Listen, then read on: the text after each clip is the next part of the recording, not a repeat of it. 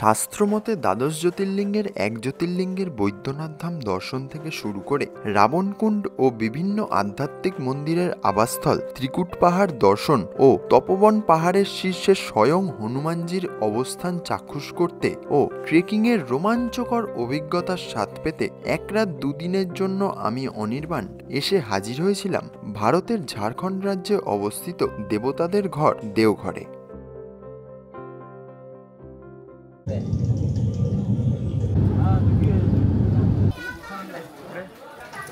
এই হচ্ছে বাবা ত্রিকুটেশ্বর মন্দির, মাতা পার্বতীর মন্দির। এই হচ্ছে কি হনুমানজির মন্দিরে যাওয়ার রাস্তা। के बीच में हनुमान जी का मूर्ति है।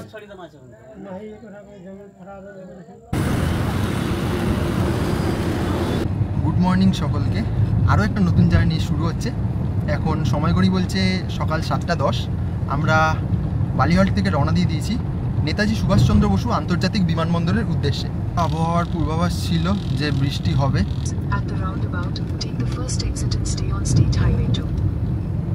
আমরা এখন দক্ষিণেশ্বর অতিক্রম করছি।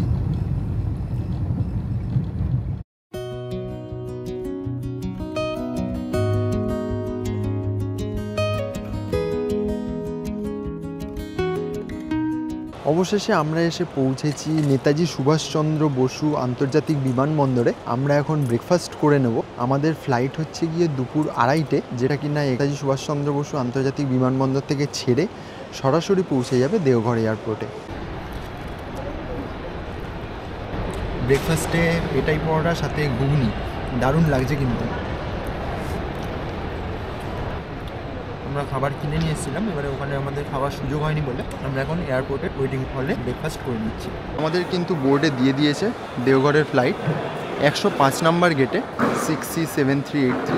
25 নম্বর গেটের দিক থেকে এলাম, এসে এখন আমরা 105 নম্বর গেটের দিকে যাচ্ছি। তো আমরা এখন লিফটে করে নিচে নামবো বেসমেন্টে, লিফট নাম্বার 34। এখন আমরা লিফটে করে যাব বেসমেন্টে। ফাইনালি আমরা লিফট থেকে বেরিয়ে যাচ্ছি ফ্লাইটের দিকে।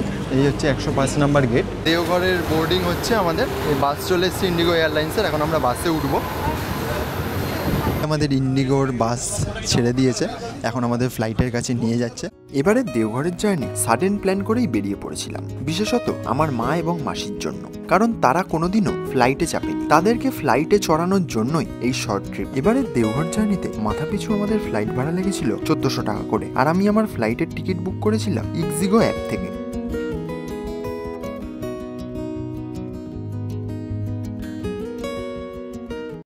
এই হচ্ছে আমাদের ইন্ডিগোর ফ্লাইট। আমরা ফাইনালি আমাদের ফ্লাইটে উঠছি। এখানে হচ্ছে 17A এবং C একটা আমাদের সিট, আর হচ্ছে 18F এবং 18D। তো ফাইনালি আমরা আমাদের ফ্লাইটে উঠে পড়েছি। এখন সময় ঘড়ি বলছে দুপুর 2:30। আমাদের ফ্লাইট এখন টেক অফ করবে।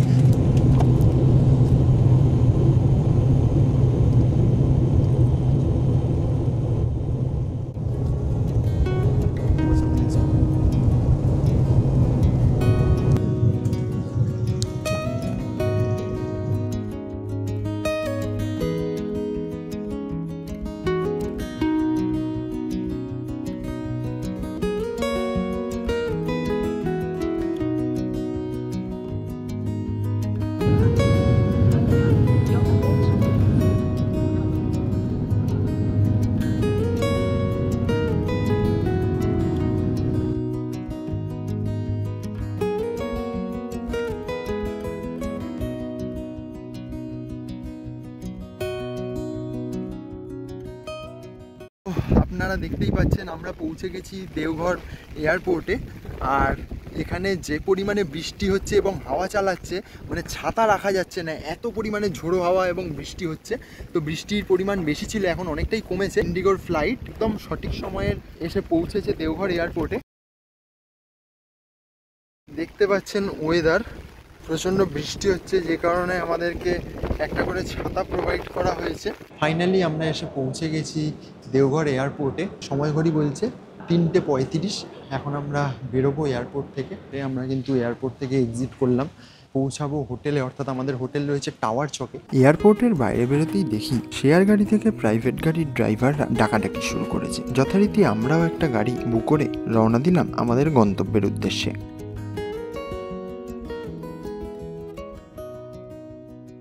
দেওঘর এয়ারপোর্ট থেকে ক্যাবে করে আমরা এখন যাচ্ছি আমাদের হোটেল টাওয়ার চকে, হোটেল কার্তিকে, যেটা কিনা আমি আগে থেকেই বুক করে রেখেছিলাম। আমি এখন এয়ারপোর্ট থেকে এক্সিট করেছি। আমাদের গাড়ি ভাড়া লাগছে 100 টাকা। इन्हीं হচ্ছেন আমাদের ड्राइवर दादा। आपका नाम क्या है? तेजू कुमार यादव। अच्छा, आपका फ़ोन नंबर बताइए। 6200761153। ओके, यहाँ पर यही रेट चलता है ना? हाँ, यहाँ फिक्स रेट है। এবারে ডিস্টেন্সের ওপর নির্ভর করছে। আপনার যদি টাওয়ার চকে হোটেল হয় তাহলে এইরকম রেট, আর যদি অন্যান্য জায়গায় হোটেল হয় তাহলে অন্যরকম রেট। দেওঘর এয়ারপোর্ট থেকে বেরিয়ে এখন আমরা টাওয়ার চকের দিকে যাচ্ছি। দেওঘর এয়ারপোর্ট থেকে টাওয়ার চকের দূরত্ব প্রায় 9.5 কিলোমিটার। এই রাস্তা অতিক্রম করতে আমাদের সময় লাগবে 10 থেকে 15 মিনিট মতো। কলকাতায় বৃষ্টি হচ্ছিল, পরিমাণ খুবই কম। দেওঘর আসার পর দেখছি যে বৃষ্টির পরিমাণ খুবই বেড়েছে। আমাদের এখনও লাঞ্চ হয়নি, ওখানে গিয়ে আমরা লাঞ্চ করব। আপনারা যারা ট্রেনে করে দেওঘর আসতে চান তারা দেশের যে কোনো প্রান্ত থেকে ট্রেন ধরে পৌঁছে যাবেন জসিডি রেলওয়ে স্টেশনে। জসিডি স্টেশনের বাইরেই বিভিন্ন অটো এবং টোটো থাকে। তারা শেয়ারে 20 টাকা থেকে 30 টাকা এবং রিজার্ভে 120 টাকা থেকে 150 টাকার বিনিময়ে আপনাদের পৌঁছে দেবে হোটেলে।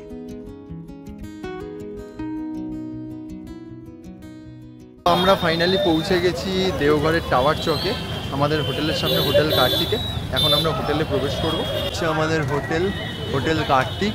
হোটেল কার্তিকের রিসেপশন। ফাইনালি আমাদের হোটেলে পৌঁছে গেছি। এখন রিসেপশনে আমরা চেক ইন করবো। আমরা এখন লিফটে আমাদের রুমে যাব।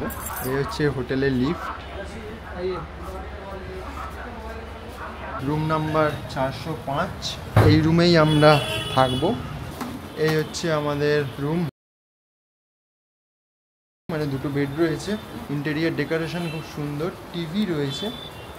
এছাড়াও আমরা এসি রুম নিয়েছি, আর এখানে একটা মিরর রয়েছে, ডাস্টবিন দিয়েছে। এই হচ্ছে ওয়াশরুম, মিরর রয়েছে, বেসিন রয়েছে, গিজার রয়েছে, মানে গরম জলও পাওয়া যাবে।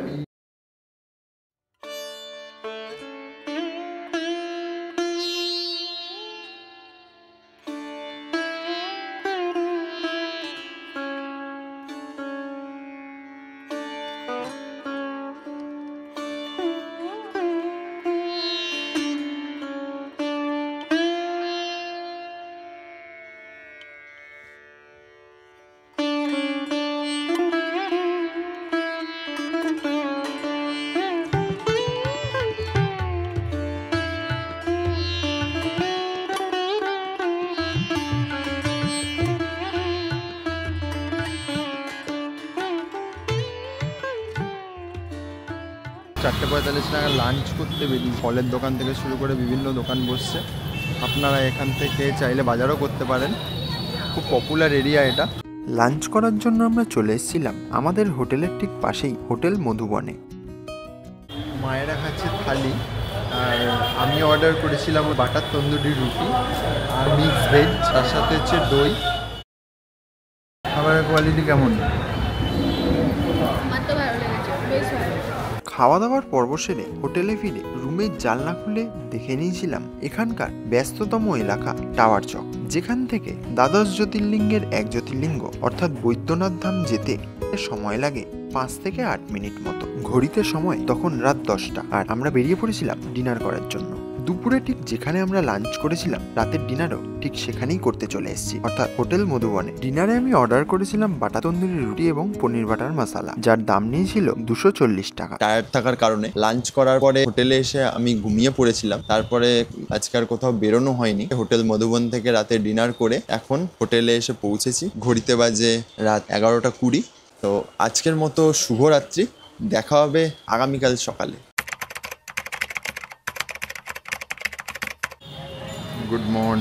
গুড মর্নিং ফ্রম টাওয়ার চক।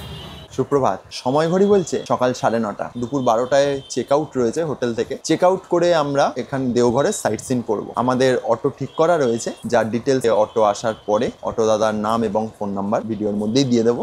এখন আমরা চেক আউট করছি হোটেল থেকে দুপুর 12টা নাগাদ।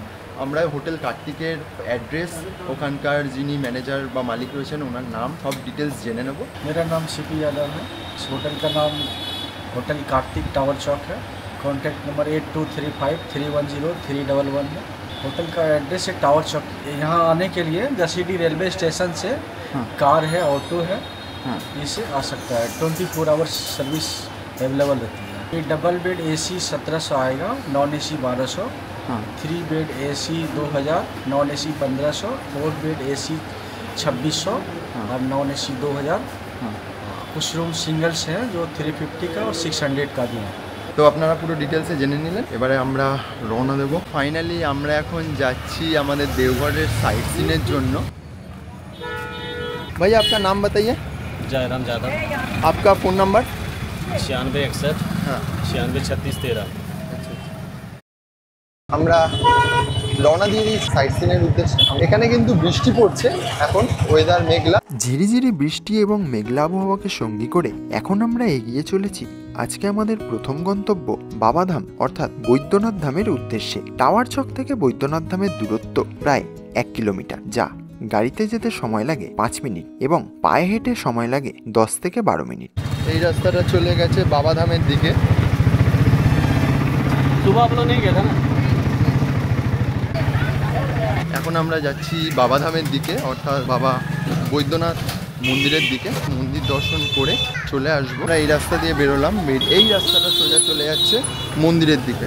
এই রাস্তায় আপনারা যাওয়ার পথে দেখতে পাবেন অনেক দোকান, খাবার থেকে শুরু করে প্যারা, এছাড়াও বিভিন্ন মন্দিরের যেসব পূজার সামগ্রী লাগে সমস্ত জিনিসই এখানে পাওয়া যায়। আপনাদের যদি চেনা জানা কোনো পান্ডা থাকে তো ভালো, এখান থেকে পান্ডার সাথে যোগাযোগ করে আপনারা পুজো দিতে পারেন। এটা হচ্ছে মন্দিরের রাস্তা। এখানে বিভিন্ন রকম দোকান রয়েছে, পান্ডারা ডাকাডাকি করবে, আপনারা চাইলে নিতে পারেন পান্ডা, না চাইলে নিজেরাও দর্শন করে চলে আসতে পারেন। অবশেষে আমরা এসে পৌঁছেছি মন্দিরের প্রবেশদ্বারে। মন্দিরের পূর্বদ্বার দিয়ে ভেতরে প্রবেশ করেছিলাম। হিন্দু শাস্ত্র মতে দ্বাদশ জ্যোতির্লিঙ্গের এক জ্যোতির্লিঙ্গ এখানে বাবা বৈদ্যনাথ রূপে পূজিত হন। এছাড়াও এখানে রয়েছে পার্বতী মায়ের মন্দির। মন্দিরের ভেতরে এবং বাইরে উভয় জায়গাতে বিভিন্ন দামে পুজো দেওয়ার ডালা কিনতে পাবেন, সেখান থেকে ডালা নিয়ে আপনারা পুজো দিতে পারেন। এছাড়াও মন্দিরের বাইরে রয়েছে প্যারার দোকান। আপনারা জানেন দেওঘরের প্যারা বিখ্যাত। এছাড়াও মন্দিরের সিংহদুয়ারের ঠিক সামনেই রয়েছে শিবগঙ্গা ঘাট, যেখান থেকে পুণ্যার্থীরা স্নান পর্ব সেরে মন্দিরে ঢোকেন পুজো দিতে।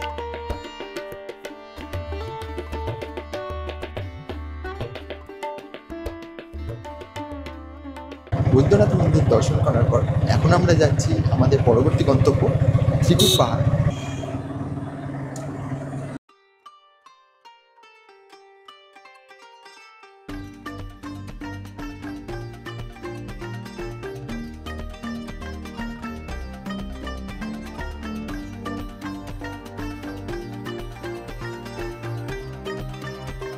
যাত্রাপথে রাস্তা থেকেই দেখা মিলেছিল ত্রিকুট পর্বতের। এ যেন এক অসাধারণ ল্যান্ডস্কেপ।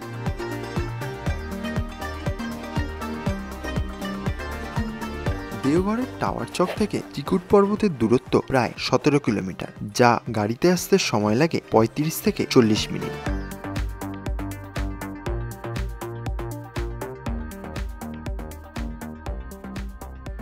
এই হচ্ছে ত্রিকুট পর্বতের পার্কিং জোন। যে ত্রিকুট পর্বত, ত্রি শব্দের অর্থ 3। এখানে মনে করা হয় ব্রহ্মা, বিষ্ণু, মহেশ্বর তিনজনের অবস্থান রয়েছে এই পর্বতে। তো সেই অনুযায়ী এই পর্বতের নাম হচ্ছে ত্রিকুট পর্বত। এর পেছনে লঙ্কার রাজা রাবণের ইতিহাস জড়িয়ে রয়েছে। অটো থেকে নেমে গাইড দাদাকে সঙ্গী করে আমরা এখন এগিয়ে চলেছি ত্রিকুট পর্বতের অভিমুখে। আমরা এখন ত্রিকুট পর্বতে যাচ্ছি। নিজেদের জিনিসপত্র সাবধানে রাখবেন, কারণ এখানে কিন্তু প্রচুর বাদরের উৎপাত রয়েছে। বিশেষ করে ফোন, মানি ব্যাগ, ক্যামেরা এগুলো নিজেদের দায়িত্বে সাবধানে রাখবেন।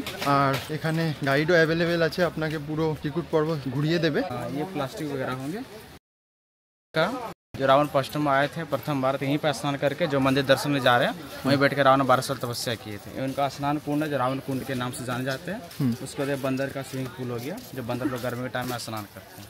রাবণ যখন তপস্যা করতে যাওয়ার জন্য উপরে গিয়েছিল 12 বছর যে তপস্যা করেছিল এই জলে স্নান করে ওখানে গিয়ে 12 বছর তপস্যা করেছিল, তো এটা রাবণ কুণ্ড নামে পরিচিত। রাবণ কুণ্ডের ইতিহাস জেনে নিলেন, এখন আমরা আরো ওপরের দিকে উঠছি। এখানে কিন্তু প্রচুর বাঁদরের উৎপাত, আপনারা কিন্তু খুব সাবধানে যাতায়াত করবেন, জিনিসপত্র সাবধানে রাখবেন। যাত্রাপথে প্রচুর দোকান রয়েছে আর আপনারা আশা করি বাঁদরের আওয়াজ শুনতে পাচ্ছেন।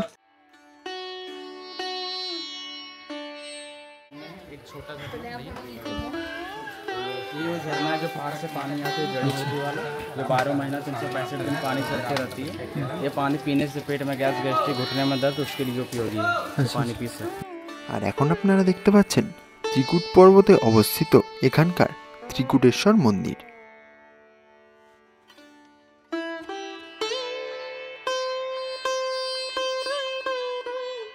এই মন্দিরের ঠিক পাশেই অবস্থিত দুর্গা মন্দির এবং বিপরীতে অবস্থিত পার্বতী মায়ের মন্দির।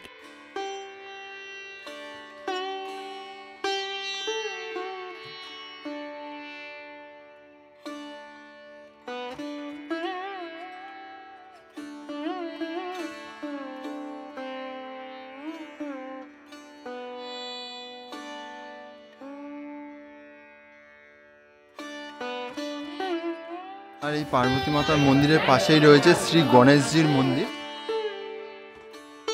ত্রিকুটেশ্বর মন্দির, দুর্গা মন্দির, পার্বতী মন্দির এবং গণেশ মন্দির দেখার পর এখন আমরা এগিয়ে চলেছি সংকটমোচন হনুমানজির গুম্ফা দেখার উদ্দেশ্যে।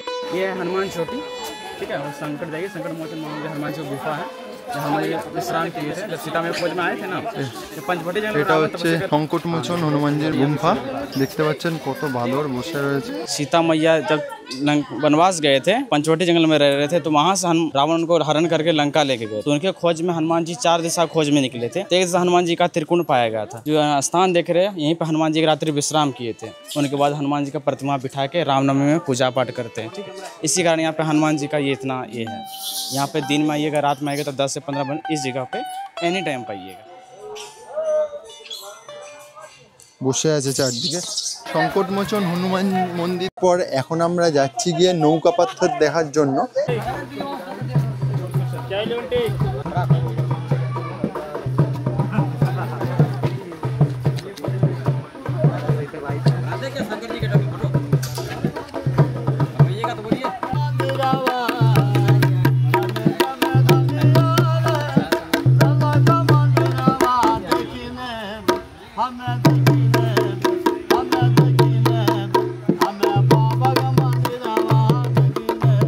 সামনেই যে পাথরটা দেখতে পাচ্ছেন এইখানে, এই পাথরটা হচ্ছে গিয়ে পুরো নৌকার আকারে, যেহেতু সেই জন্য এটার নাম হচ্ছে গিয়ে নৌকা পাথর বা নওয়া পাথর। এই নৌকা পাথরের পাশেই রয়েছে ত্রিকুটাচল আশ্রম, ঠাকুর দয়ানন্দ का आश्रम है, स्वामी संपन्नानंद দয়ানন্দজির এটা আশ্রম। আমরা এগিয়ে চলেছি আশ্রমের দিকে।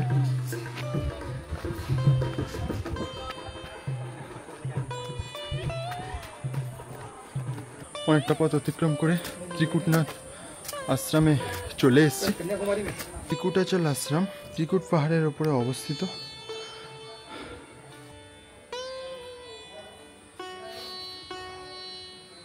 আশ্রমের ভেতরে কিন্তু ভিডিওগ্রাফি সম্পূর্ণভাবে নিষিদ্ধ, যে কারণে আমি ভিডিওগ্রাফি করতে পারছি না ভেতরে ঢুকে। ত্রিকুট পাহাড় দর্শন শেষে এখন আমরা নিচের দিকে নামছি। আমাদের যেখানে অটো রয়েছে, অটো স্ট্যান্ড, ওখানে আমরা যাচ্ছি। পর্বতের শৃঙ্গে উঠতে 3 থেকে 5 ঘন্টা সময় লাগে। আমাদের অতক্ষণ সময় নেই, যে কারণে আমরা উঠতে পারলাম না।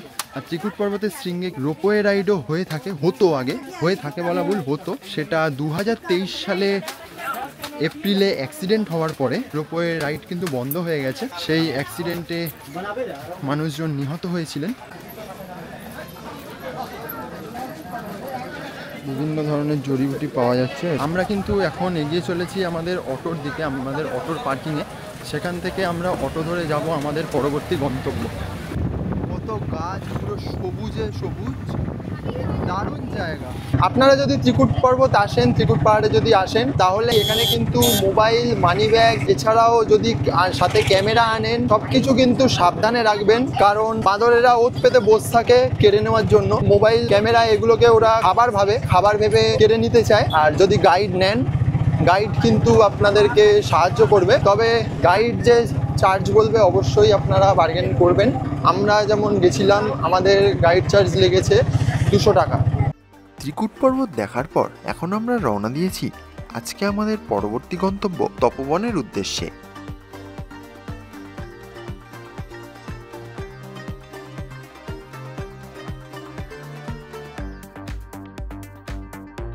ত্রিকুট পর্বত থেকে তপবনের দূরত্ব 15 কিলোমিটার, যা যেতে সময় লাগে আনুমানিক 30 থেকে 35 মিনিট।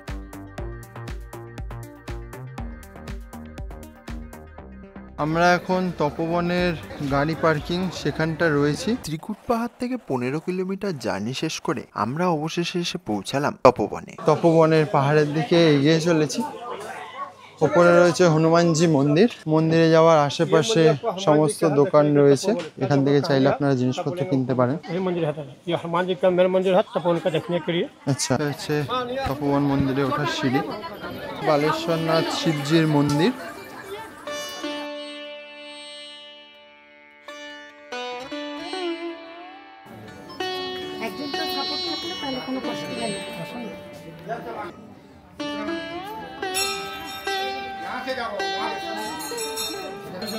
दर्शन दिए उधर से घुसेगा ये गेट से निकलिए, बगल में नंदी बाबा प्रणाम करके घुसे दिखे चले। তপনাথে শিবজির মন্দির। শিব ঠাকুর লঙ্কারাজ রাবণকে দর্শন দিয়েছিলেন। পেছনে যে মন্দিরটা দেখতে পাচ্ছেন তপনাথের মন্দির, সেখানে স্বয়ং মহাদেব লঙ্কারাজ রাবণকে দর্শন দিয়েছিলেন। এখানেও অনেক সিঁড়ি রয়েছে, এখানেও প্রায় 70-80টার ওপরের সিঁড়ি রয়েছে। এই রাস্তা দিয়ে আমরা উঠছি। দেখুন, যাত্রাপথ এখনো শেষ হয়নি, এখন অনেকটা রাস্তা বাকি। আমরা হেঁটেই চলেছি। যত উপরে যাচ্ছি তত কিন্তু আস্তে আস্তে আশেপাশের ভিউ ক্লিয়ার হচ্ছে। সামনে রয়েছে ত্রিকুট পাহাড়। आपको यहाँ पर सीता चट्टान है, यहाँ पर राम लक्ष्मण सीता मैया जी आए थे वनवास के टाइम में, यहीं पर लोग विश्राम किए। ऊंचाई आपका लास्ट यहीं पर खत्म हो गया। यहाँ सब लोग चलेगा। मेरा मंदिर आपको हनुमान जी का देख के उधर से नीचे उतर जाइए, उधर का आप फोटो तो लेना है।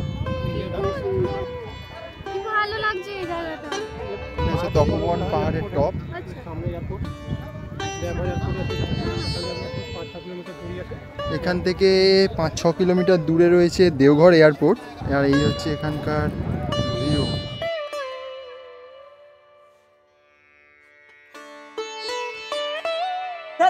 অসম্ভব সুন্দর জায়গা। এখানে চাইলে আপনারা ফটোশ্যুট করতে পারেন ফোনে অথবা ক্যামেরাতে। ক্যামেরাম্যান এখানে রয়েছে। এখানে পার ফটো 50 টাকা করে নেবে, সঙ্গে সঙ্গে প্রিন্ট করে দেবে। এছাড়াও মোবাইলেও সফট কপি হয়তো দেয়। এইসব ল্যান্ডস্কেপ দেখার জন্যই ভ্রমণপ্রেমীরা এখানে আসেন। দারুণ সুন্দর জায়গা, অসাধারণ ল্যান্ডস্কেপ, তার সাথে দারুণ সুন্দর হাওয়া। তপবনের এই টপ থেকে দেওঘর জেলার পুরো 360 ভিউ পাওয়া যায়।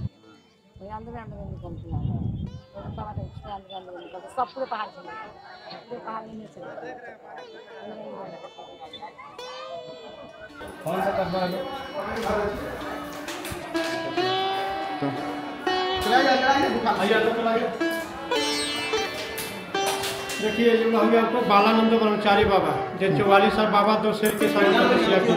प्रणाम करेंगे सर, हम लोग गुफा में गए। বালানন্দ ব্রহ্মচারী মন্দিরের রাস্তার ভেতর দিয়েই হচ্ছে কি হনুমানজি মন্দিরে যাওয়ার রাস্তা। এই রাস্তা ধরে নিচে নামতে হয়। আমরা কিন্তু এই রাস্তা দিয়ে এগিয়ে চলেছি হনুমানজির মন্দিরের দিকে। তো খুব সাবধানে আসবেন। এই দেখুন রাস্তা, আরও নিচের দিকে নামতে হবে। বালানন্দ ব্রহ্মচারী মহারাজের মন্দিরের ভেতর দিয়ে এই রাস্তা নেমে এসছে। আর এই হচ্ছে গুহা, এইখান দিয়ে নিচে নামতে হয় এই পথে। বয়স্কদের পক্ষে খুব অসুবিধা, তাও অনেক বয়স্ক মানুষ যাচ্ছেন, চাইলে আপনারাও যেতে পারেন, আমি আপনাদের দেখাচ্ছি।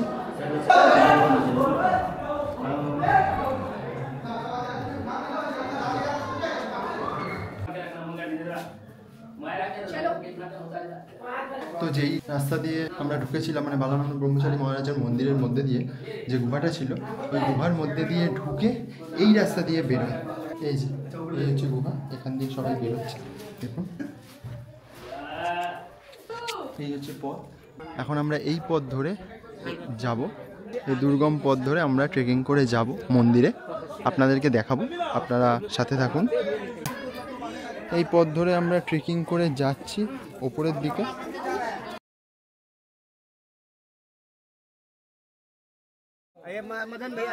হনুমানজির মন্দিরে যাব। এই রাস্তা দিয়ে এসে এখন আমরা যাচ্ছি হনুমানজির মন্দিরের কাছে। এক দারুণ অভিজ্ঞতা, এরকম পাহাড়ি রাস্তার মধ্যে দিয়ে, সিঁড়ি করা নেই সেরকম, এই জায়গা পাথরের মধ্যে দিয়ে আপনাদেরকে আসতে হবে। বয়স্ক মানুষের পক্ষে একটু সমস্যা, বাট আমাদের গাইড দাদা আগে আগে এগিয়ে চলেছেন। এই যে ফ্ল্যাগগুলো লাগানো রয়েছে দেখতে পাচ্ছেন, ওখানেই রয়েছে গিয়ে মন্দির হনুমানজির। তাহলে আমরা এই রাস্তা অতিক্রম করে যাব। এতটা যখন আসতে পেরেছি কষ্ট করে, আর একটুও যেতে পারবো, আর কিছুটা রাস্তা।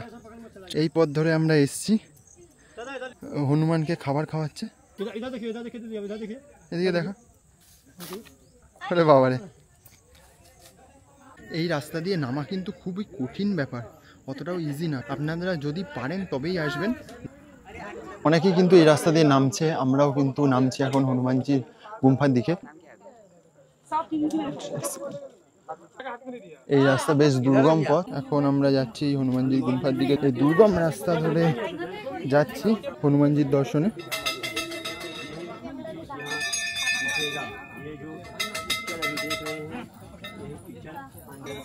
অবশেষে হনুমানজির যে মন্দির সেখানে এসে আমরা পৌঁছেছি এই দুর্গম রাস্তা অতিক্রম করে।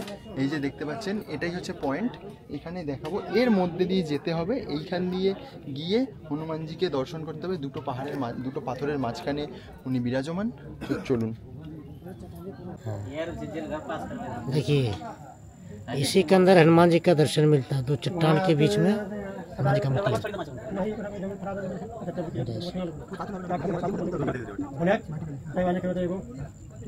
পাথরটা সমানভাবে ফাটা আছে, আর দু সাইডে হনুমানজির ছাপ। পাথরটাকে হনুমানজি নিজে আঙুল দিয়ে চিরিয়েছিল, 3 আঙুল দিয়ে চিরিয়ে মা সীতাজিকে দর্শন দিয়েছিল। এখানে হনুমানজির নামে পুজো নেওয়া হয়, যেরকম পারবেন সেরকম পুজো দেবেন। 251, 551, 1000, 1200, 1100 যত পারবেন আপনারা বুঝে শুনে দেবেন, যেটা আপনাদের মন চাইবে। এখন আমরা এই যে রাস্তা রয়েছে এর মধ্যে দিয়ে কিন্তু এলাম, সামনে এই রাস্তা অতিক্রম। তপোবন পাহাড়ে ওঠার পথ ঠিক যতটা সহজ ছিল, নামার পথ ছিল ঠিক ততটাই কঠিন। আর আমরা এই কঠিন রাস্তা অতিক্রম করেই তপোবন ট্রেকিং কমপ্লিট করেছিলাম। देखिए दादा, ফাইনালি আমাদের তপোবন ট্রেকিং কমপ্লিট হলো। এই দিকের রাস্তা দিয়ে শুরু করেছিলাম ট্রেকিং, আর এই দিক দিয়ে এসে ট্রেকিং কমপ্লিট করলাম। ভাগ্যের নিষ্ঠুর পরিহাসে তপোবন ট্রেকিংয়ে আমাদের এতটাই দেরি হয়ে গেছিল যে আমরা আর শ্রী শ্রী অনুকূল ঠাকুরের আশ্রম এবং নওলাক্কা টেম্পেলে যেতে পারি, কারণ সেদিনকে রাত 10টাতেই আমাদের বাড়ি ফেরার ট্রেন ছিল। তাই অগত্যা আমরা রওনা দিয়ে দিয়েছি জোসিডি স্টেশনের উদ্দেশ্যে। ফাইনালি আমরা পৌঁছে গেছি জোসিডি জংশনে। এখান থেকে আমাদের ট্রেন রাত্রি 10টায় কুম্ভ এক্সপ্রেস। জোসিডি স্টেশনের অটো স্ট্যান্ড, যেখান থেকে আপনারা গাড়ি পেয়ে যাবেন দেওঘর যাওয়ার। তো আমরা এখন স্টেশনে ঢুকছি, স্টেশনের এন্ট্রান্স। ফাইনালি আমাদের ট্রেন কুম্ভ এক্সপ্রেস 12370 নির্ধারিত সময় থেকে লেটে এসে পৌঁছেছে জোসিডি স্টেশনে। আমাদের কোচ নাম্বার হচ্ছে B1 অর্থাৎ 3rd AC। যদি আমার এই ভিডিওটা ভালো লেগে থাকে তাহলে অবশ্যই ভিডিওতে একটা লাইক করে দেবেন, আর চ্যানেলে নতুন হয়ে থাকলে চ্যানেলটাকে সাবস্ক্রাইব করে দেবেন। আপনার একটা সাবস্ক্রিপশন আমার পরবর্তী ভিডিওর ইন্সপিরেশন। তাহলে এবারে দেওঘর ভ্রমণের গল্প আমি এখানেই শেষ করছি। দেখা হবে আগামী কোনো এক পর্বে কোনো এক নতুন গল্প নিয়ে। ততদিন ভালো থাকবেন, সুস্থ থাকবেন।